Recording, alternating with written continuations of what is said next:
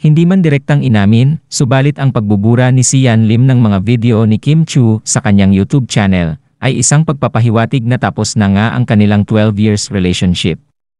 Hindi nga nakaligtas sa mga mata ng netizens ang pagbubura ni Sian Lim ng mga video nila ni Kim Chiu sa kanyang YouTube channel. Nag-iwan lamang ng 3 video si Sian at 2 shorts na puro siya na lamang ang makikita sa mga bidyong itinira ng aktor.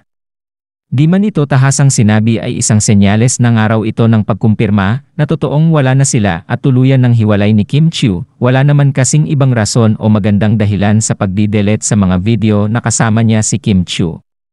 Samantala marami naman ang nalungkot at nagulat lalo na ang mga Kim Si fans nang makita nilang wala na ang mga video ni Kim Chiu sa YouTube account ni Sian Lim. Ilang buwan na ring usap-usapan sa social media ang espekulasyon na hiwalay na ang dalawa. Gayunpaman wala naman ni isa sa kanila ang umamin o nag-deny ukol sa balitang ito. Sari-sari naman ang komento ng mga netizens sa pagkakabura ni Sian sa mga video ni Kim. Naku, eto na. Eto naman, hindi natin alam kung peke o ano kasi nung nagsimula, hindi tayo naniniwala. Natapos, hindi tayo naniniwala. Tapos, hindi pa kinakagat ng mga tao o mga pasabog nila ang pagbura-bura ng mga pictures video niya sa kanyang YouTube. Parang ano to? Hindi. Bakit siya pa yung nangunguna? Mga binura niya, yung mga travel videos nila. Oh, diba?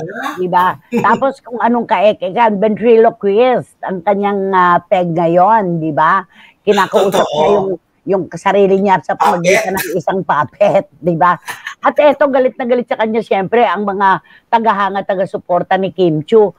Pinaasa mo lang naman pala si Kim hindi ka naman pala seryoso At saka halatang-halata na talaga na tapos na ang relasyon nila. Wala na silang po pwedeng ikaila pa. Tapos na yan. May period na yan. Sa totoo lang. To si Kim Chiu na biriin mo, ilang taon? 12 years? Tapos nawala na yung pagkadalaga niya. Alam mo yung pagkadalaga niya yung dapat na nakikipagrelasyon sa iba, nakikipag-date, nawala yun. Dahil naging maano siya. Naging tapat. Naging tapat. Hindi nga ba, nung una nga kasi, syempre, hindi na siya pinalad sa una niyang pakikipagrelasyon. Kanino? Of course. Siyempre, kay Ghost Hunting. Si Gerald Anderson.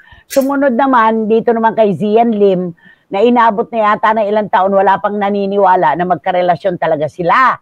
Correct. Pero eto, si Juris talaga, sa Amerika, pero at ang time zone natin magkaiba Pero eto, tutok na tutok, sabi niya, nakakalungkot isipin na napakahina ng pang-amoy ni Kim Chiu.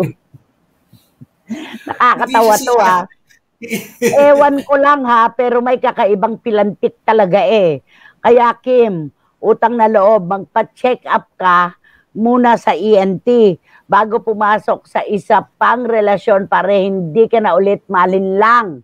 Nako, pumunta ka na raw. Oo nga, baka kailangan mo na anak na magsalamin o baka may katarata ka na sa ganyang edad na kay bata-bata, di ba?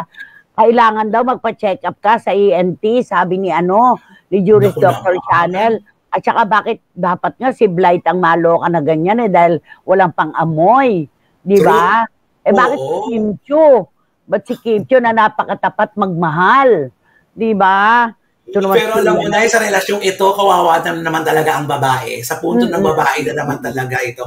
Pero sa kabila ng yan, talagang super dami na naman ang proyekto ni Kim.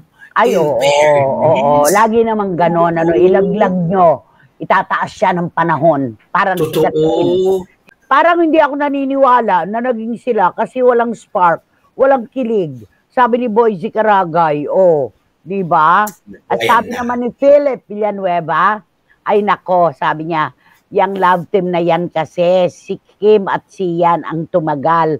Pero walang kadating-dating, ewan ko ba, love you po. Sabi niya, oo nga naman. Sabi ni Tita Julie Paras, sa opinion ko lang Ate Teng, kaya sana lang kung totoong nanliligaw si Paula Abilino kay Kim, wag niyang patulan, Diyos ko, isa na naman babaero yun, di ba? At ito, bago tayo mag-break, sabi ni Wating Wating, Kim, walking away from your Martile char is a step closer to your the one. Remember that there's a lid for every pot. No matter how bent, misshapen or ugly. Wow, lalim-lalim naman.